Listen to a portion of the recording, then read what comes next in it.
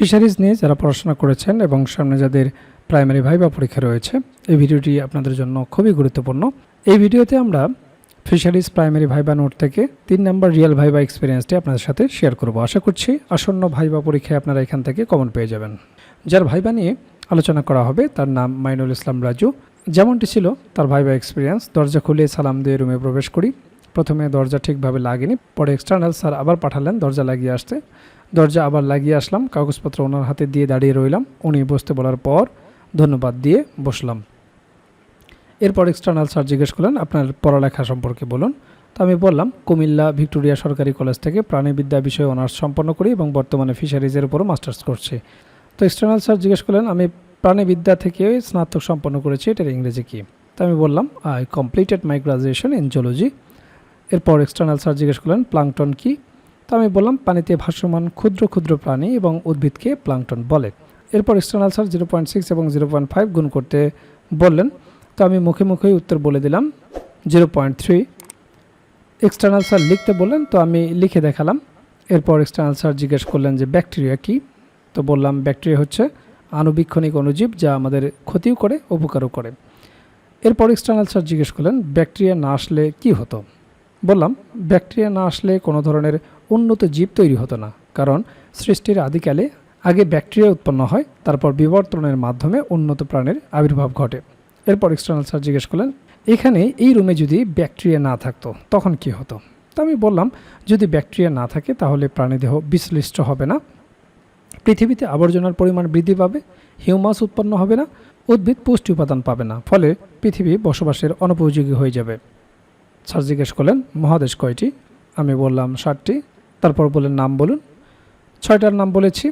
অ্যান্টার্কটিকার নাম বলতে ভুলে গেছি, তখন বোর্ড বলল গুনেছেন? তারপর অ্যান্টার্কটিকার নাম বললাম। স্যার বললেন অ্যান্টার্কটিকায় কি মানুষ থাকে?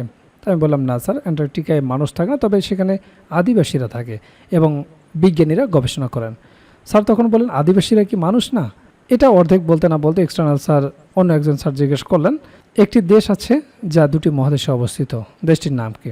বললাম সরি স্যার, এই মুহূর্তে মনে পড়ছে না, এটা কনফিউশন ছিল আমার কাছে, তাই উত্তর করিনি। এরপর স্যার জিজ্ঞেস করলেন আচ্ছা দেশটাকে কি বলা হয়? তো আমি বললাম ইউরেশিয়া।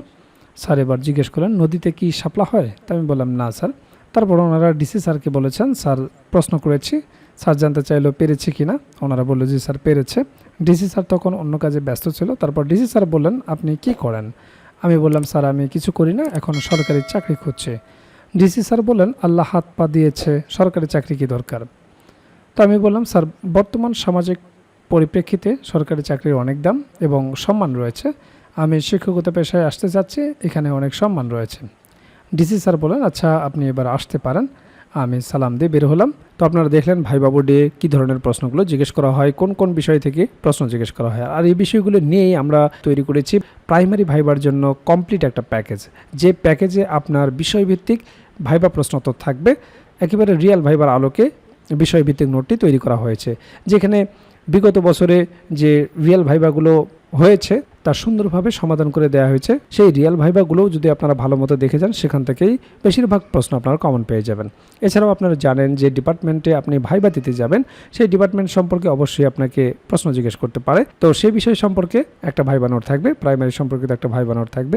প্রাইমারি ভাইবাই অবশ্যই আপনাকে অনুবাদ জিজ্ঞেস করবে, অনুবাদের উপর একটা ভাইবা নোট থাকবে, যেগুলো প্র্যাকটিস করে গেলেই যথেষ্ট।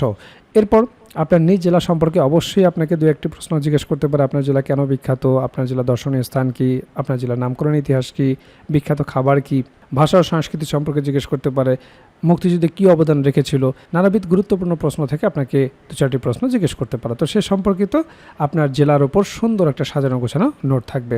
এছাড়াও 1947 থেকে শুরু করে বর্তমান সমসাময়িক পর্যন্ত গুরুত্বপূর্ণ বিষয়ের উপর যে সমস্ত প্রশ্নগুলো আপনাকে জিজ্ঞেস করতে পারে সেই বিষয়গুলো নিয়ে সুন্দরভাবে সাজানো গোছানো একটা সাধারণ জ্ঞান ভাইবা নোট থাকবে। এছাড়াও আপনারা জানেন যে প্রাইমারি ভাইবা বোর্ডে বাংলা ব্যাকরণ এবং সাহিত্য অংশ থেকে বেসিক কিছু প্রশ্ন জিজ্ঞেস করে থাকে, সে বিষয়ে একটি ভাইবা নোট থাকবে। এছাড়াও গণিতের একটি বেসিক ভাইবা নোট থাকবে। আপনারা জানেন যে পাটিগণিত, বীজগণিত এবং জ্যামিতি অংশ থেকে কিছু বেসিক প্রশ্ন জিজ্ঞেস করা হয়। যেহেতু আপনি প্রাইমারির শিক্ষকতা করবেন, একেবারে বেসিক জিনিসগুলো যদি আপনি না বলতে পারেন তাহলে চাকরি পাওয়াটা আপনার জন্য দুষ্কর হয়ে যাবে।